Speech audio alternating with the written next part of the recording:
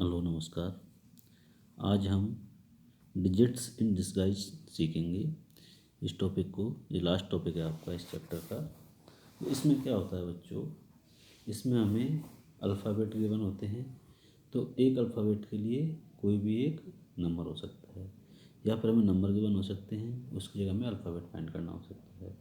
इस तरीके से इसमें आपको क्वेश्चन सॉल्व करना है। और एक कंडीशन रहती है इसमें कि फर्स्ट डिजिट है वो कभी भी जीरो नहीं होगी। क्लियर। अब सिंपल हम डायरेक्ट क्वेश्चन स्टार्ट कर लेते हैं। आपका क्वेश्चन है फर्स्ट। इस क्वेश्चन में A1 1 B, ठीक है, A1 1 B। इसको हमें ऐड करने पे आंसर चाहिए B0। क्या आंसर चाहिए? B0। तो कैसे B0 आ सकता है, ये हमें सॉल्व करना है। क्लियर बच्चों, ये हमें क्वेश्चन सॉल्व करना है। तो इसके लिए आप देखिए, सबसे पहले अगर हम देखते हैं यहाँ पे 1 है। अब 1 में क्या ऐड करें B की जगह पे? B की जगह वैल्यू क्या दें जिससे ये 0 आ जाए? और माइनस का साइन यूज नहीं करेंगे, ये क्लियर है। तो हम B की जगह ओनली 9 आपका हो सकता है। B की जगह अगर मैं 9 यूज करूँ तो 1 + 9 कितना बनेगा आपका? 0। 10 बनेगा तो 0 यहाँ रह जाएगा, कैरी ऊपर चला जाएगा। इसका मतलब आपको फिक्स हो गया है कि B की वैल्यू कितनी आएगी? 9 आएगी। ये पार्ट क्लियर है। B की वैल्यू क्या आएगी? 9 आएगी। अब देखो तो इसमें उसको फिर से चेंज कर लेते हैं।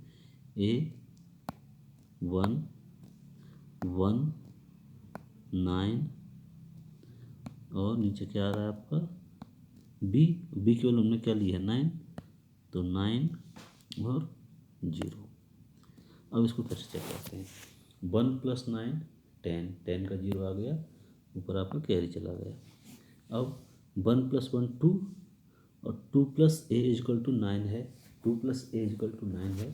तो A की वैल्यू क्या रखें जिससे 9 आ जाए?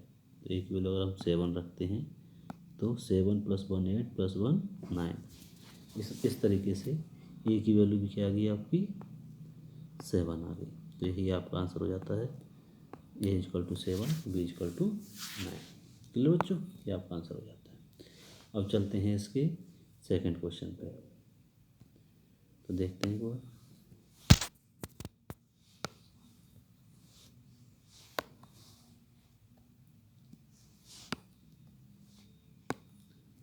यस।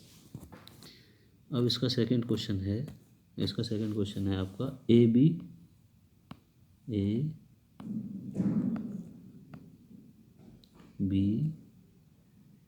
और 37, इनको प्लस करने पे आंसर क्या आ रहा है आपका? 6A। देखते हैं कैसे आएगा। अगर मैं B की वैल्यू 0 लूँ तो 0 + 7 कितना आएगा? 7 आएगा। अब यहाँ A की वैल्यू 7 है। अगर मैं A की वैल्यू यहाँ भी 7 लेता हूँ अगर, तो 7 + 3 कितना आएगा? 10, जबकि आना कितना चाहिए था? 6। तो 0 नहीं आ सकता। अगर मैं B की वैल्यू 1 लेता हूँ तो 7 + 1 8। अब 8 की वैल्यू यहाँ पे एक जगह 8 लूँगा, क्योंकि ये 8 है तो ये भी 8 होगा। तो 8 + 3 11, डबल 8 में आंसर आ रहा है, ये भी बात हो जाएगा।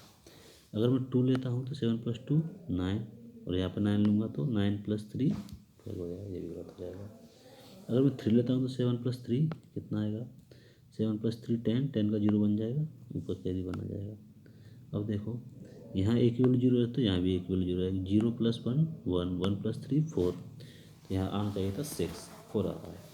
अब देखिए, फिर से अगर मैं B की वैल्यू 4 लेता हूँ तो क्या आएगा? 7 + 4 11, 11 का 1 यहाँ पे आ जाएगा, 1 कैरी हो जाएगा। और A की वैल्यू 1 है तो यहाँ भी 1 आ जाएगी।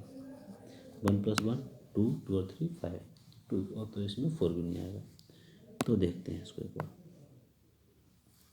क्या आ सकता है। ये क्वेश्चन को हम ट्रायल एंड एरर मेथड से सॉल्व कर रहे हैं ना बच्चों।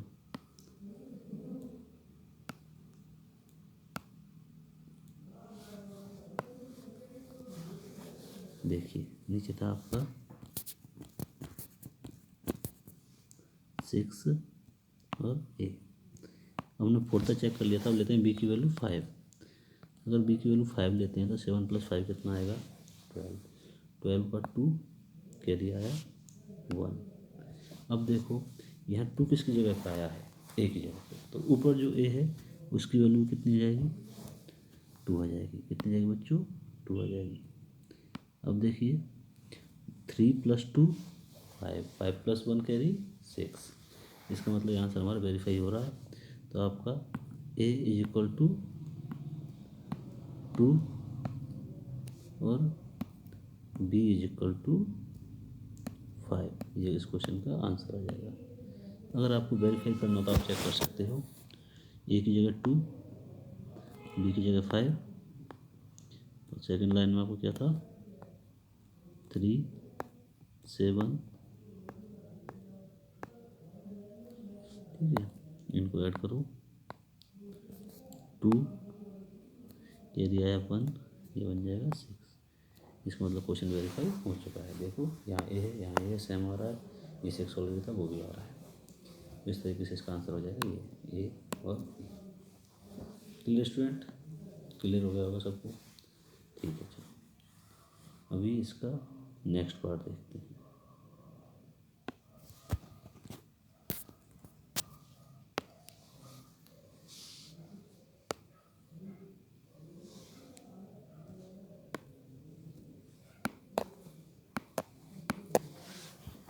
देखिए बच्चों, अब अगर इसका हम नेक्स्ट पार्ट देखें तो नेक्स्ट पार्ट में क्या है, ओ 1 मिनट, नेक्स्ट पार्ट में आपका ओ और एन 3 टाइम, थर्ड पार्ट में ओ एन और ओ एन 3 नंबर हैं जिनको ऐड करने पर हमें क्या चाहिए, पी ओ। सबसे पहले हम एन की वैल्यू अगर 0 लेते हैं तो 0 + 0 + 0 0 आ जाएगा। अब आगे भी आपका ओ है तो यहाँ 0 है तो ये भी ओ 0 हो जाएगा, ऊपर वाला है ना। अब मैंने आपको सिखाया था किसी भी नंबर के आगे 0 नहीं आएगा। अब देखते हैं नेक्स्ट, एन की वैल्यू 1 लेते हैं तो 1 1 और 1 कितना बनेगा, ये 3, कितना बनेगा 3। 3 किसकी जगह आया है, ओ की जगह, तो यहाँ भी कितना चलेगा, ओ की जगह 3, ठीक है। 3 3 और 3, 3 + 3 + 3 9, इसका मतलब पी की वैल्यू 9 आ गई। तो आ सकती है, क्या प्रॉब्लम है। इस तरीके से क्वेश्चन हमारा सही सॉल्व हो गया। इसमें हमने ओ की वैल्यू कितनी रखी है, 3, एन की वैल्यू कितनी आई है 1 और पी की वैल्यू कितनी आई है 9। ये इसका सॉल्यूशन हो गया। आप इसको वेरीफाई भी कर सकते हो, ये इसका सॉल्यूशन हो चुका है नीचे। क्लियर बच्चों, तो इसी तरीके से लास्ट क्वेश्चन आपके लिए होमवर्क है, उसको सॉल्व करो और आंसर भेजो एक बार मेरे लिए।